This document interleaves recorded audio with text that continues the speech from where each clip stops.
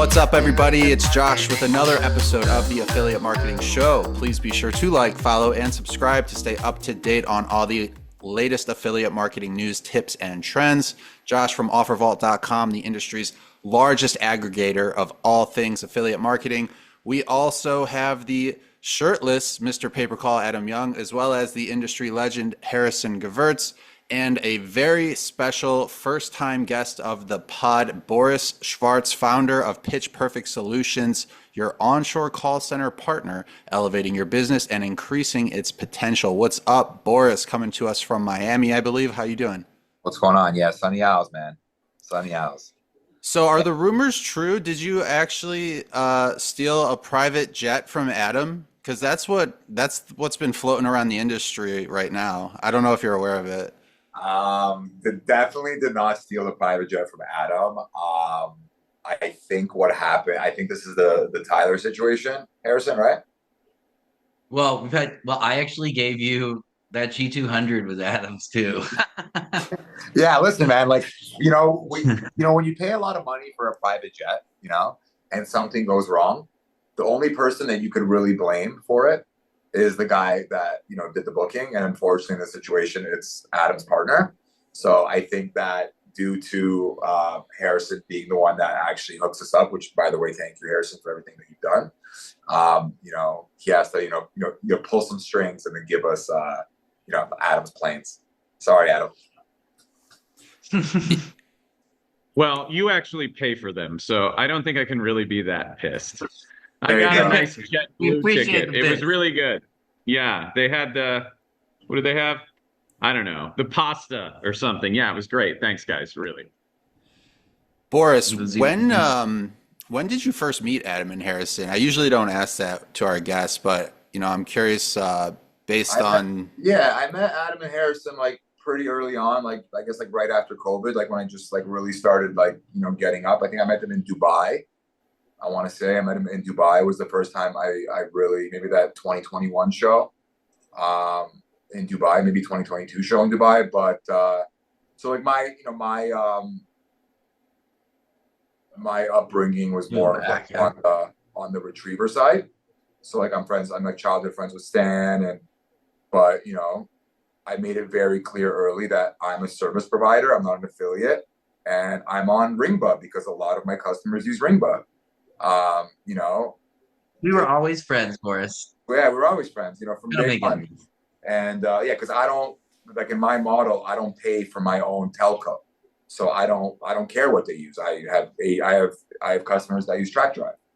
As long as I'm a collaborator on all of it, so I could see my revenue tracking, I don't mind what they use. So me and Adam and Harrison, it's always been a friendly relationship. I'm down here in Miami with the boys too. They always invite me to Miami Heat games.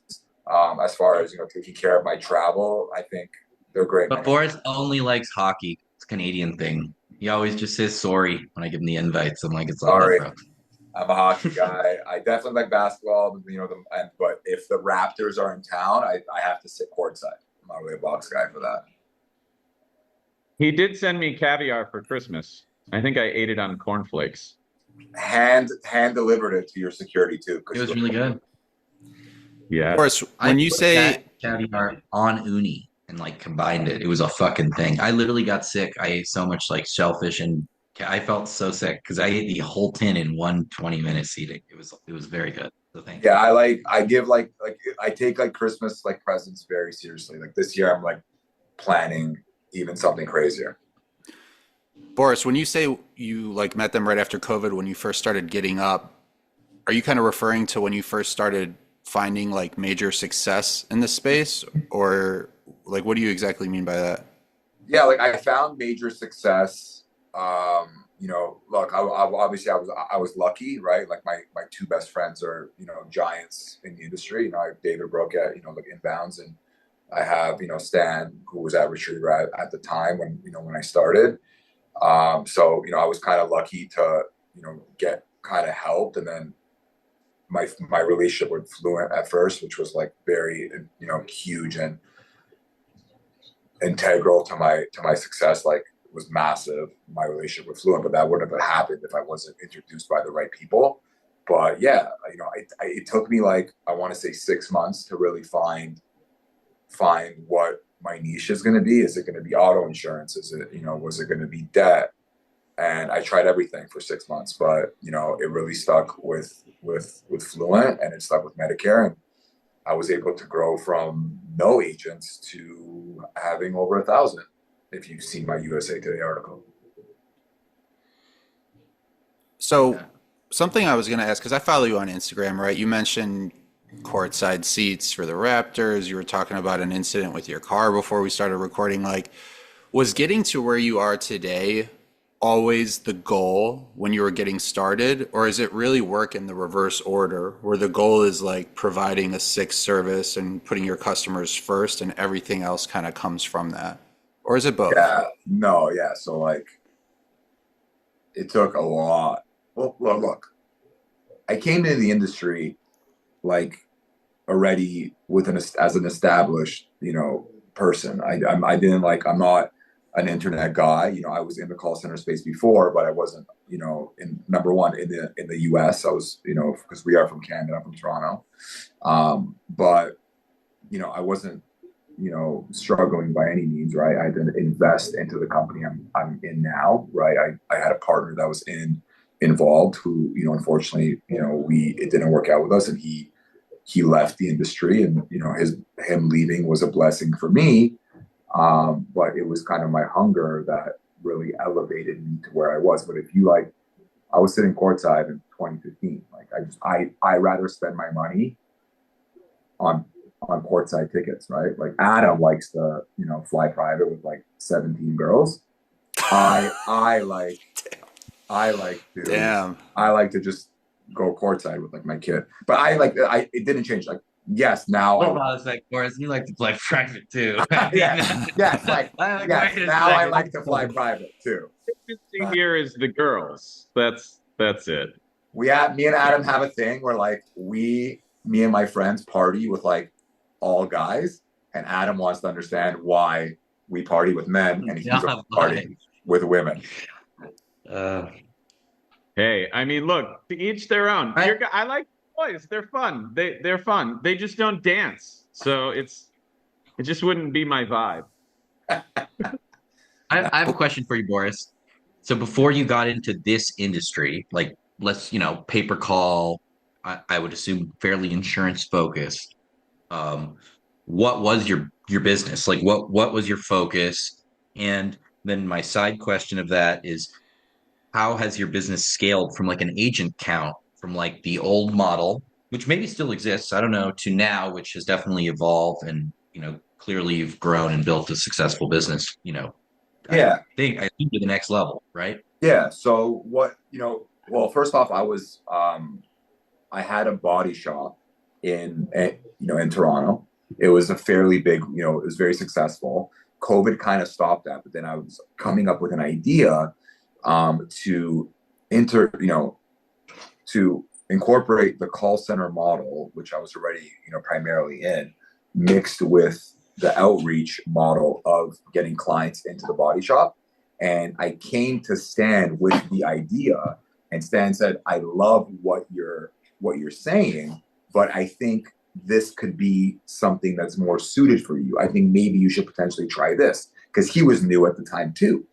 And then I, got into it, and it was COVID, and I just had my kid, my first son, and I put everything into it. I invested majority of what I had at the time and all into it, dude. But like, I already had the nice house, I already had the nice car. Sure. But I didn't have the support to maintain the nice house and the nice car. So I was like kind of going all in already at that point. And what made me grow to where I'm at now, to where I am now versus any other BPO. I'm not a BPO. That's like the main thing that people don't understand. I'm a call center partner. So you give me data, right? You give me your data. You're clean, publicly traded, compliant, one-to-one, whatever, is needed, data. And I'm going to dial it for you. But the difference is I'm not going to charge you per hour and like not do anything and like slack. I'm going to charge you on a rev share. So on a billable successful call, we're going to rev share. And what that looks like is usually around 60-40, right? 60-40 to the provider and 40% to me. And what keeps me accountable is that I'm going to do 4 times better on that piece of data than the other guy is, the BPO is, because I'm going to pay my agent's commission. I'm gonna power dial compliantly, as compliant as I can, and I'm gonna get more out of your records. And it takes the right partner to understand that, because a lot of people I've come across in the industry that I tried to work with in the past, they rather pay $7 an hour in Philippines, and they don't really understand that I could do 4x the volume on that same record versus the Filipino. That's the difference with me and why I was able to scale to where I'm at now. It's pretty incredible how a lot of people don't understand the math, right? Like they're so cost conscious that they forget that the whole point is yield. Like if I say to you, Boris, you're working with this company, but if you pay me double, you'll make triple. You pay me double because you make more money. But there's still a percentage of people that will say, oh, no, I'm not paying double even if I want to make make triple, but give me the other price. And you're like, wait. Yeah, and there's some there's some big companies, right? Like publicly traded companies that, like, as soon as my rep left, I was taken off the program because they just couldn't like do 5 + 5 = 10. They were just they couldn't get their head. They go, we pay this guy too much. Let's outsource this to wherever. And you're like, okay. Yeah, and they're no longer in business. Well, we do the same thing, except when they want to come back, we don't give them the same price. We raise it. You should do that. And you know what's funny? Man. We have about a 95% take rate, because at the end of the day, yield is all that matters. If I can make you more money, what's the difference? Exactly. And so I think that what is the phrase? It's something pound foolish. Old. I mean, you're going to step over $1 to pick up a penny, basically. Exactly. And the main thing that it's always so hard for people to understand is that I don't need the real-time record. The real-time isn't even real. Like, I don't think you guys even understand. Like, I'm sure you guys know long enough. You guys see the duplicate rates and like what's going on in the industry, especially in insurance. It's like there's only so many seniors, right? It's not real-time. It's how you manage your DIDs. It's how you dial. It's, do you rest your data? Do you just power dial it through, right? So it's also logic, right? I hire very differently. I'm sure you guys are going to touch on that, because when we come to a conference, it's a bit different than usually how other people come to conferences. I believe in like growing within and not hiring the best guy from a different company. I don't like that. It's not like I've never hired anybody at all. Everyone I have has worked for me as an agent and is now, a C-level employee. Adam and Harrison, do you guys agree with that hiring model? I mean, we talk about hiring on the show as well, but I'm curious in terms of the within from without kind of approach. Well, at Ringba, we shy away from hierarchy in general. And what I have to say about this is very different than a business like Boris's, right? Like in a call center, you need clear authority level processes. Pyramid. Yeah. It's almost like they're hats. But at Ringba, we don't have any C-level people except our CTO. That's not us. And we generally won't give someone a title like that. And anytime anyone asks for a title when we interview them or cares about the title, we don't hire them. Because what wins here is the best ideas, the best solutions. The answers are clear. It doesn't matter who's right or wrong. Nobody is the boss. The solution, the engineering solution is the answer.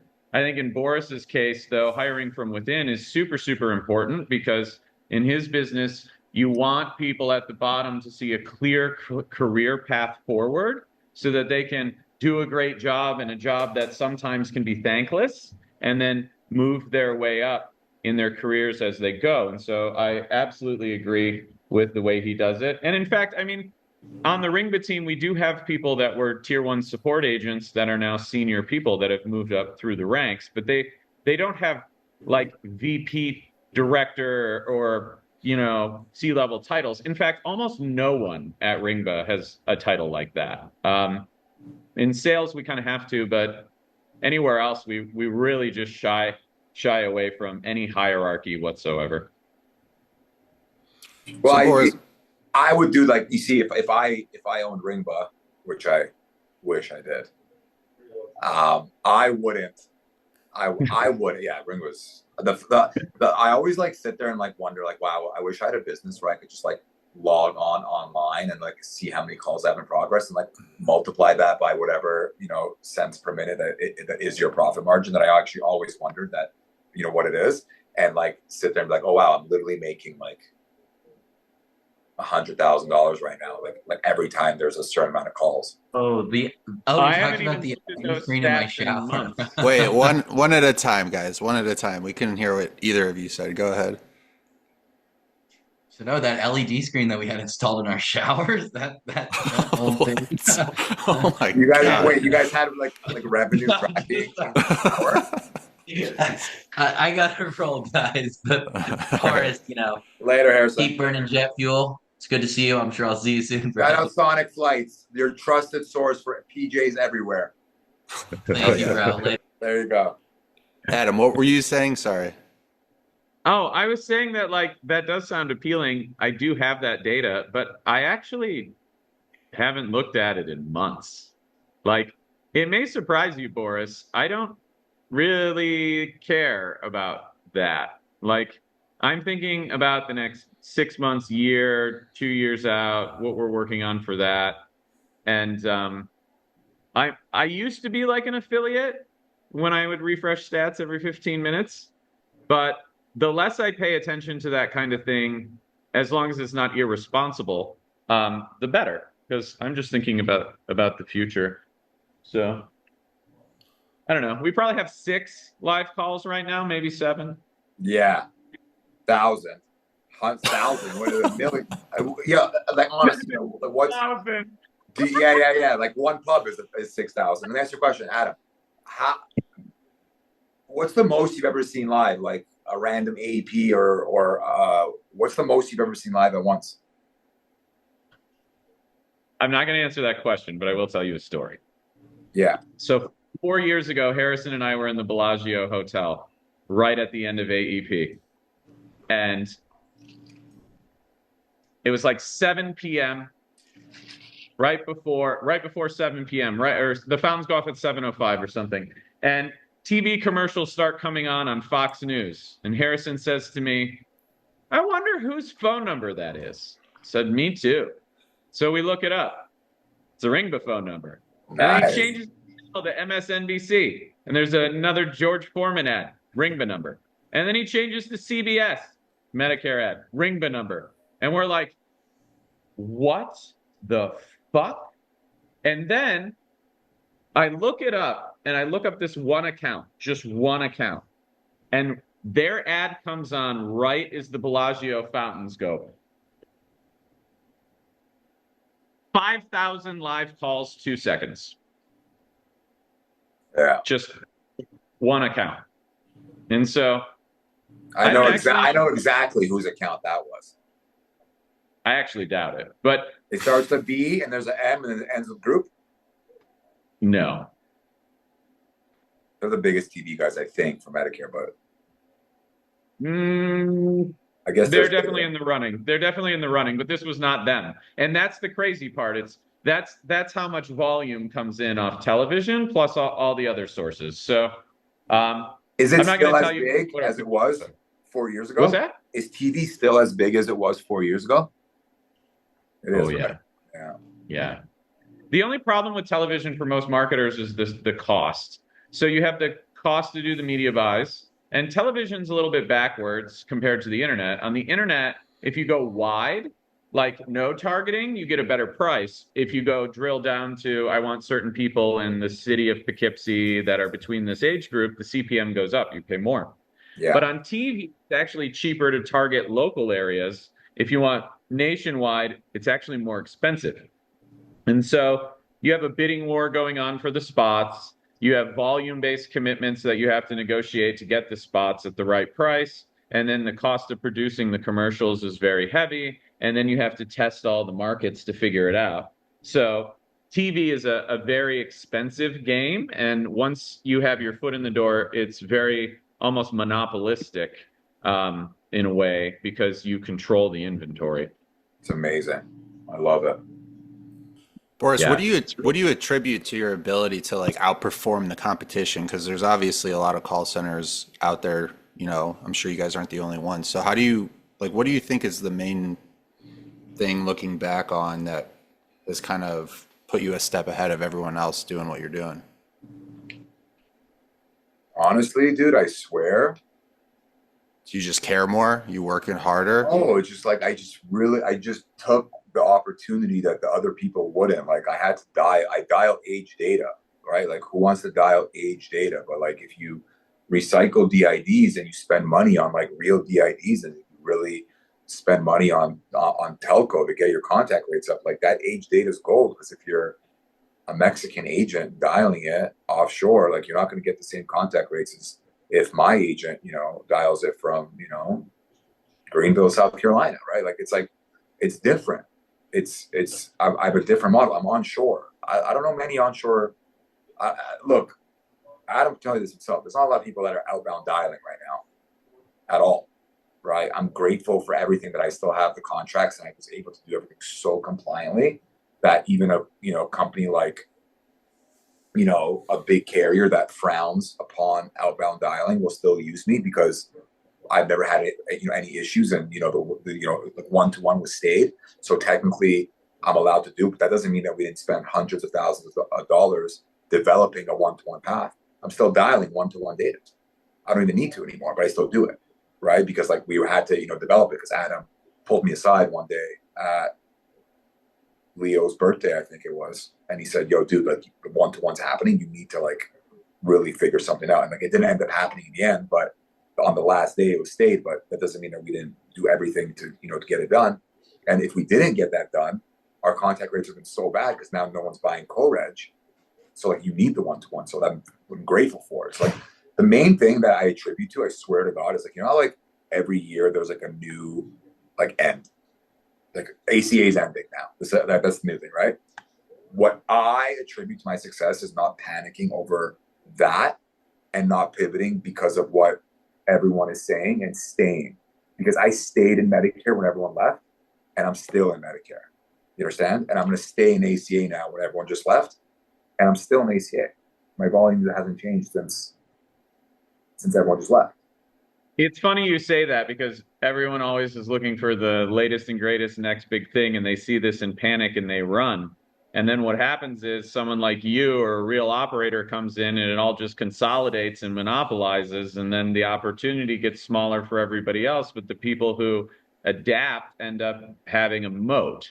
And so just like when I talked to you about this, I talked to a lot of others too, and I was like to everybody, don't run when there's regulation or new rules. Learn what they are and figure out how to play in that new landscape, because half the people in it won't do that. So they disappear. So the opportunity gets bigger for those who are willing to work. Yeah. And to your credit, we have not seen a drop in volume either. Exactly. And like that, and I know you're going to ask me, Josh, the whole Trump thing. It's like, okay, like I don't want this industry to end because there's people that are scamming. Like, let me do whatever I have to do to get in front of CMS to show that there is a right way to do this. And you could make changes, but still keep a business going. Because at the end of the day, no matter what happens, from Ringba to Pitch Perfect to United Healthcare, we are helping people. Mm-hmm. Like, Mrs. Jones that answered her phone today at 2:00 because one of my agents called her because she opted in to learn about, her Medicare benefits. She ended up getting a healthy food card probably today from United, and she's going to save a couple $100 a month on her groceries. Like, we actually help them. So as long as you focus on the fact that you're actually still helping these seniors, that's that. Now, people are only focused on how do they generate the cheapest call sometimes. And those people aren't with us anymore. That's the difference. So you exactly. And, I think it's interesting that you think about it this way and run a large business. This is exactly the way that we think about it too. Like you improve the routing technology like we have, and what ends up happening is the consumer gets to an end company that actually has a product and service they qualify for and they want. And you see the conversion rates go up when you use our technology. And what that is indicative of is customer satisfaction. The more consumers that actually buy a product and service, the more the consumer is happy and got what they wanted or saved money like you're talking about. And so we think about what we build exactly the same way. It's like, how do we impact the market the best way possible to get people obviously the most money possible? But when we do that, it actually gets the consumers closer to what they want sooner, and everybody wins. And then people who don't ever talk like you and I just did end up washing out or disappearing or whatever, because they're only thinking about how much money I get. But the moment you externalize it is the moment the way you build changes, and then you can get to a much bigger scale. Yeah, 100%. You got to look at everything in the macro, because I'm sure you get people like that come to you and say, "Oh my God, like, Ringba, it's so expensive." But like, if you go down, God forbid, once a year, but you're paying, the most expensive minutes, but then the other guy's paying half, but they go down 5 times a month, you would have made 5 times the money if you stay with the more expensive guy. And that's how I think about everything, not from a plane that I fly to when I cross the street and order coffee. Like, you got to get the best, because if you do the best and get the best, you'll always have the best. And that's how I just see things big picture. And that's even comes with big people. Like I have a call center. I could literally go right now and flip everyone on my team and hire Indians for like $2 an hour. And I would literally make so much money for 2 months. But in 2 months, everyone's CPA would be like through the roof and I'd be gone. Yeah. Well, that's the difference between selling or delivering on price and selling and delivering on value. And it was never interesting to me to be the Dollar General of an industry, right? Like, I don't want to be a Honda Civic. I want to be the Bugatti or the Ferrari or whatever it is. Because, the type of client that attracts as well is much more sophisticated and much easier to work with. They're usually larger businesses and smarter businesses. And when there's an issue with those customers, they're not screaming at you. They're like, "Hey, we have a problem. It's really important. Will you help us?" And then obviously our team will do that.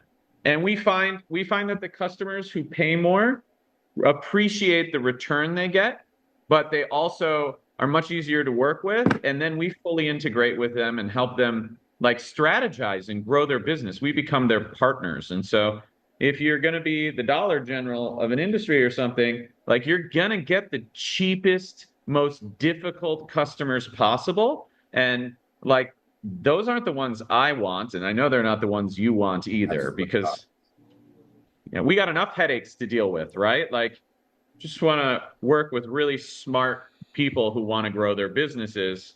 I'd rather have less of those than more of the other. You mentioned wholeheartedly. You mentioned the Trump thing, Boris, and what Boris is referring to is meeting President Trump. I saw a picture of you guys shaking hands on your IG. What was that like? I mean, I know it was at an event. Tell us about the event, how you got invited, what the event was for, why the president was there, what meeting him was like. Just give us the whole rundown. Yeah, so I am lobbying, to advocate, to CMS about, some of the changes that are happening in Medicare and ACA eventually. That's kind of where I see myself going post, call center. I have a very big team, I have a very good team, but I think that there's some stuff that I could do that could really help me and a lot of other people in my industry in the future. So I am working with, a legal team that is affiliated with the party out of New York. And I got invited to the Kennedy Center. There was a play that I think Linda's Ralphs. I got invited to the Kennedy Center and was lucky enough to have a good enough relationship with my lawyer that he brought me into the private area. And I was able to meet Donald Trump, have a quick little conversation with him, and take a picture. So like, does a guy like you get nervous walking up to a guy like that? You figure out in your head what you're gonna I say. You I just was wing it. more, yeah. So I had like a whole thing planned, but did not end up doing it because it didn't like happen the way I thought it would happen. But the Secret Service is no joke, and I don't think people really understand that before Yeah. they. What did they do? Did you get a full pat down and I so, interrogation? so look, I've been a green card holder since 1996. But when I had my first green card, I'm telling you a backstory of what happened with the Secret Service. No, there's no pat down. You can't even enter the building before you're cleared.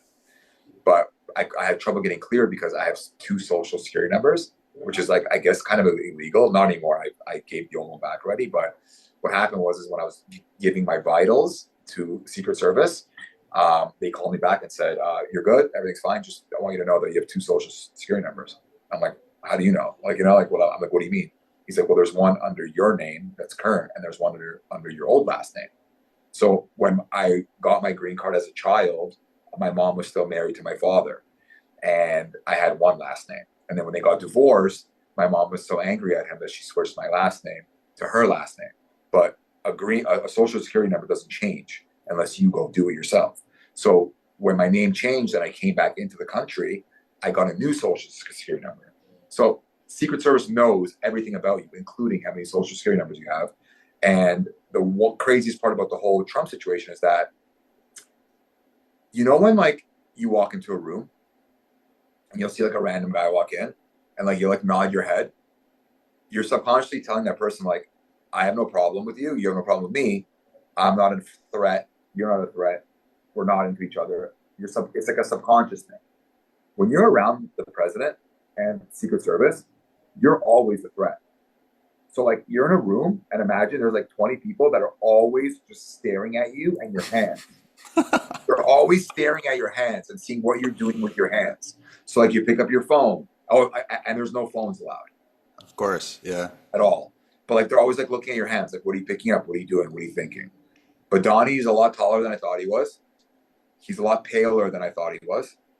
And he's so normal and down to earth and like cool that I couldn't believe what was going on. Just like a normal guy. Quick conversation, guided me to the right people, told him a little brief synopsis of what I'm, trying to get accomplished with CMS. Dr. Oz, bum, bum, bum. And it is what it is. Hopefully it works out to mine and everyone else's favor in our industry. Do you leave that conversation and you're like, holy shit, I just met the fucking president of the United States? Or you try not to let yourself get into that headspace? I was just praying that there was like no technical issue with like the guy that took the picture. Yeah. You're like, don't fuck this up. Because there's no phone and it took mad long to get the picture. It like took a while to get the picture, bro, like a week. And I told everyone that I met the president. And everyone's like, no way, where's the picture? And they're like, oh, it's coming. And the one takeaway I had, though, which is crazy, is like you don't realize there's no Ubers anywhere around the president because the road's closed for blocks. So like when I left the Kennedy Center, I had to like walk like 6 blocks to get out of the closed checkpoint that even would allow you to get an Uber. But then I walked out in like disbelief. But I woke up and like it was 9 a.m. and it's work time. So like you don't think about it. Were you at UFC here? No, I wasn't, but he was there too. I could imagine how Dude, when he came out, I didn't know he was going to show up. When he came out, the crowd's energy was like 5 or 10 times what it was for the final fight. Like, it was unbelievable how the crowd reacted to him. I was literally shocked, like blown away. How does that work at a UFC event?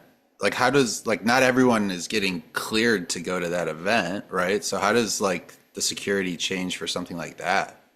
I have no idea. Well, they had metal detectors and X-ray machines at all the doors, so they were basically doing about airport level security.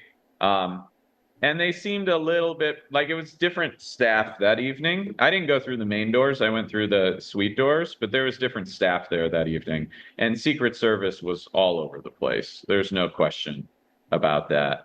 But it was really cool. It was really cool to see him come out. Like, I think that might have been the highlight of the evening, actually. Boris, I got one or two more questions for you before we let you get out of here. Okay, yeah. I have a hard stop, but it's what's the hard stop? I got to be on a call at 3:40 latest, 3:35. Oh no, we'll get you out of here in just a minute.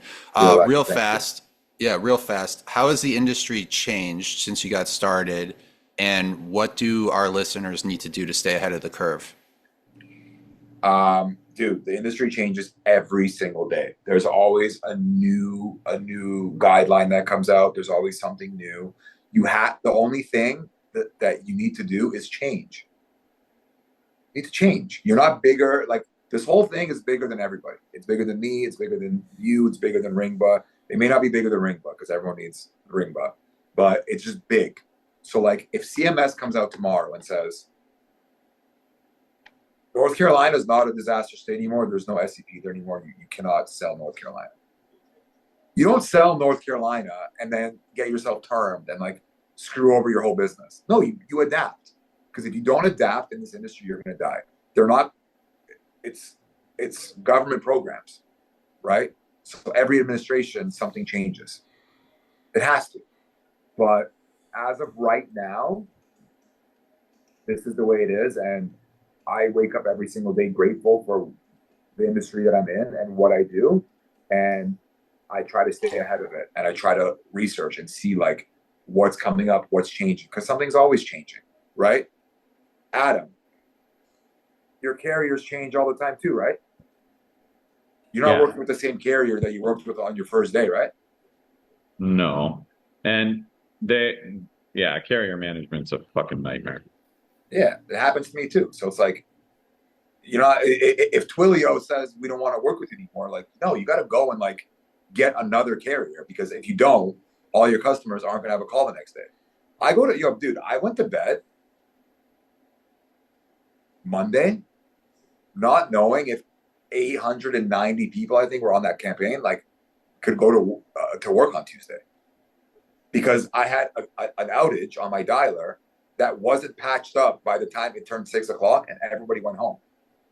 So like, I didn't know. And like, thank God their CTO lives in a different country that they were able to patch it up in the middle of the night. But I go to bed like that sometimes.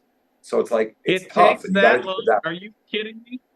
Bro, if I had an issue at 2 a.m. on a Sunday, it would be about 4 minutes before an entire senior team was at their desk in their boxer shorts. Like, well, how many times can I tell you guys to build me an outbound dialer before you guys build me an outbound dialer? I got champagne problems, bro. Yeah. I got over 100 people now. I just hired more engineers. I'm working on it. Tough. There's not enough, but there's not enough hours. I can't even afford a shirt. I'm hiring so many engineers. It's insane. Speaking of not, I saw the video that you posted with the plaques. I have one plaque here. I deserve more plaques, bro. Like, I need a plaque. Like, I have a campaign that's been on Ringba for 4 years. It's obviously deserves the big plaque. Are you a customer though? I'm a customer because I provide a service for my customers who are on your platform. Well, if they want to ask for a plaque for you, we'll make it. I have a plaque here from Arizona. No, I know. But I need like the big one, like the Super Goat. Like the big one in your living room, like that big one. That's what I want. Well, your customers have to request it. There you go. For you. That's all I ask out of this podcast, Josh. I just need a bigger plaque. Well, yeah, I think we can make that happen. And by we, I mean Adam, because I have nothing to do with it. But it sounds like you guys are making progress. Speaking of which, that photo you're talking about that I posted to Insta, there's literally a loser from the recording industry whining about how platinum records are reserved for musicians. And like, I'm like, oh, dude, come on. Business is that bad? Yeah, they don't even know. The musicians don't even own the music. So what are they talking about? I wonder who that was. I'm going to message you privately because I know a guy that makes them. It's that marketing, just so you guys know, like, I'm in marketing, like that, the GOAT Club Award is probably the greatest thing I think that's happened in our industry. It's a great award. It's like all we want is recognition for what we do. And like, you can only fly so many times private, and you can only sit courtside so many times. But like, if you have that, like, it shows like I know, like, I had $1 million campaign. Like, that's great. Like, it's in my wall, you know, it's like, that's cool. It's really cool. That's really good that you guys did that. I love that. Can't hate on that. It's really powerful, dude. Like, I have 105 up on the wall here. I got 496 million worth on the floor over here. I got 400 and something million worth under the staircase. I got 200 and something million in the hallway coming in because I'm running out of space. I gotta like clear some shit upstairs so I can hang more of them. And they're all customers' awards, right? Like miniature duplicates. But just the fact that I wake up every day and look at it is just this unbelievable motivating thing, because it reminds me every day why I'm doing what I'm doing. And so it's just impossible to fluster me. Like, I don't care how hard whatever anything could be is, because these are the people that I'm responsible for, and I'm staring at it all day. So I appreciate the feedback. Like, really cool. I love it. And thank you guys for having me on. I got to jump now, but anytime you want to get on, Josh, I'm telling you, dude, I'm good to go. You know, this is fun. Hell yeah, dude. Let me hit us with the tag. We'll get you out of here. For myself, Josh from OfferVault, Mr. Paper Call, Adam Young, the industry legend Harrison Gevirtz, as well as our special guest Boris Shvarts, founder of Pitch Perfect Solutions. Let's make that paper. Let's make that dough. This was the Affiliate Marketing Show. We will see you next time.